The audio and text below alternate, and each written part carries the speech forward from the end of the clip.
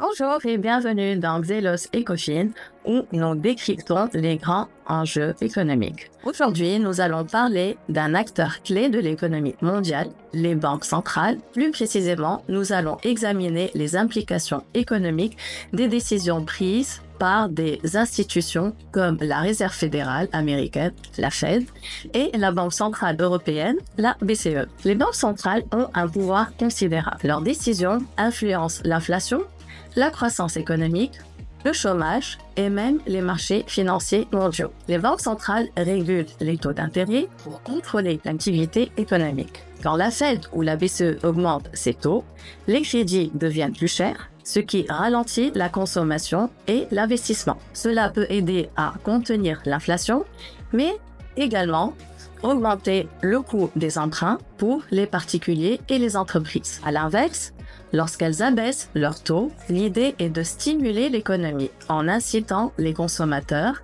et les entreprises à emprunter et à investir davantage, mais peut aussi entraîner une hausse de l'inflation si la demande devient trop forte, ce qui érode le pouvoir d'achat des consommateurs. En période de crise, comme après la crise financière de 2008 ou la pandémie de Covid-19, les banques centrales peuvent recourir à l'assouplissement quantitatif. Cela consiste à injecter de l'argent dans l'économie en achetant des actifs financiers, principalement des obligations d'État. L'objectif est d'abaisser les rendements obligataires et d'inciter les investisseurs à se tourner vers des actifs plus risqués, ce qui stimule l'économie en augmentant la liquidité qui permet de soutenir la croissance en période de récession, mais peut aussi alimenter des bulles d'actifs, comme dans le marché immobilier ou les actions. Les banques centrales ne se contentent pas de fixer les taux d'intérêt. Elles sont également responsables de la régulation des institutions financières pour garantir la stabilité du système financier. Par exemple, elles imposent des exigences de réserve minimale, surveillent les risques systématiques et peuvent intervenir pour sauver une banque en difficulté. Ces régulations aident à prévenir les crises financières en réduisant les risques d'effondrement bancaire. Sauf que parfois, des régulations trop strictes peuvent freiner l'innovation et limiter l'accès au crédit pour les petites entreprises ou les consommateurs. Les décisions des banques centrales ont un impact global. Par exemple, lorsque la Fed prend une décision importante sur les taux d'intérêt, cela peut influencer la valeur du dollar et donc le commerce international.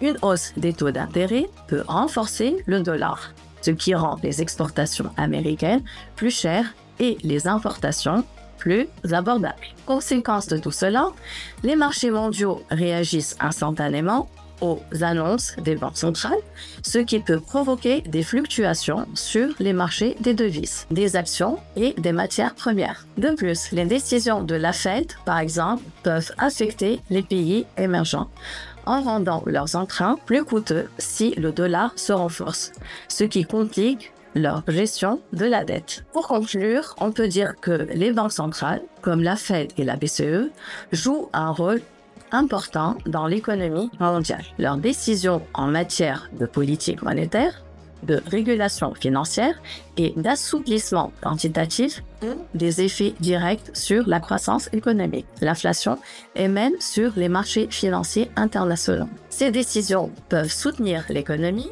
en période de crise, mais elles comportent aussi des risques, notamment en temps d'inflation et de volatilité des marchés. Merci d'avoir écouté cet épisode de Xelos Ecofin et n'oubliez pas de vous abonner à notre compte pour explorer et analyser ensemble les grandes thématiques de l'économie et de la finance.